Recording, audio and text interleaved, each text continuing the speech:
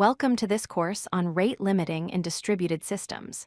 In this series, we'll explore two fundamental algorithms that control how many requests a system can handle: token bucket and leaky bucket. These techniques are essential for protecting servers from overload, ensuring fair resource allocation among users, and maintaining system stability across multiple machines working together. Rate limiting serves four critical purposes in modern systems. First, it prevents abuse by protecting your infrastructure from malicious attacks and denial of service attempts. Second, it ensures fair resource allocation, preventing any single user from monopolizing system resources. Third, it helps manage costs by controlling how much infrastructure you need to maintain. And fourth, it keeps your entire system stable by preventing overload that could crash your servers. Without rate limiting, one bad actor or a sudden traffic spike could bring down your entire service. Implementing rate limiting becomes significantly more complex when you have multiple servers. The first challenge is handling requests distributed across different nodes. You need to track rate limits consistently across all servers, not just on a single machine. The second challenge is synchronizing state.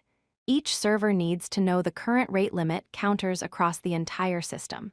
The third challenge is preventing race conditions. When multiple requests arrive simultaneously at different servers, they might all get approved when collectively they should exceed the limit. These challenges require sophisticated coordination strategies. The token bucket algorithm works like this. Imagine a bucket that can hold a maximum number of tokens. Tokens are added to this bucket at a constant rate over time. When a request arrives, it needs one token to be processed. If the bucket has tokens available, the request is allowed and one token is consumed. If the bucket is empty, the request is rejected. This algorithm has two key parameters: the capacity, which is the maximum tokens the bucket can hold, and the refill rate, which determines how many tokens are added per unit of time.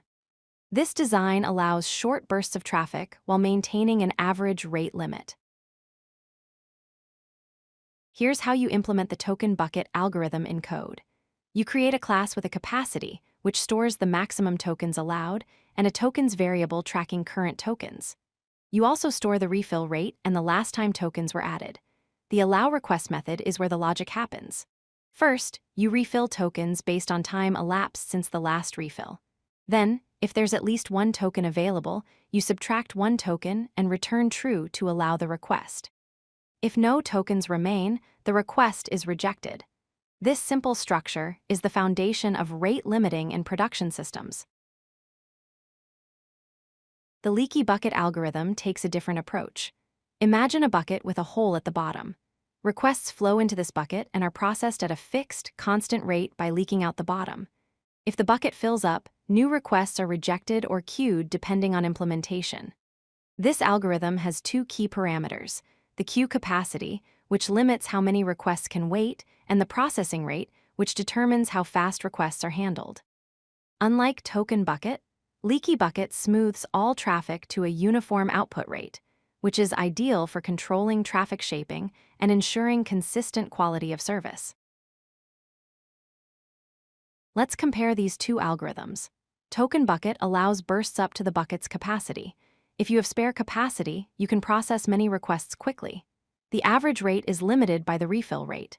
This is excellent for APIs that need to handle short traffic spikes from legitimate users. Leaky bucket, on the other hand, smooths all traffic to a fixed output rate. Bursts don't get immediate processing. Instead, they experience queue delays or get dropped entirely. The output rate is always constant, never varying. Choose token bucket when you need flexibility for burst handling. Choose leaky bucket when you need predictable, uniform output rates regardless of input patterns. When implementing rate limiting across multiple servers, you have three main strategies. The first is a centralized store using technology like RIDIs. All servers send requests to a central database to check and update shared counters with atomic operations. This ensures perfect consistency, but can become a bottleneck. The second strategy is sticky sessions, where each user always routes to the same server. This allows local rate limiting without coordination, but it creates uneven load distribution.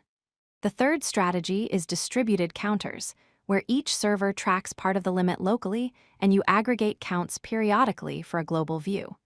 This provides better performance, but with eventual consistency instead of perfect real-time accuracy. Let's recap the essential concepts. Token Bucket allows bursts while maintaining average rate limits, making it flexible for real-world traffic patterns. Leaky Bucket smooths traffic to a constant output rate, providing predictable behavior. Distributed systems need centralized coordination through shared storage or sticky sessions to maintain consistency. Finally, choose your algorithm based on two factors: how much burst traffic you need to tolerate and what your actual traffic patterns look like. Understanding these algorithms gives you the tools to build robust, scalable systems that can handle millions of requests without collapsing under load. If you like this video, hit that like button and don't forget to subscribe. Visit codelucky.com for more such useful content.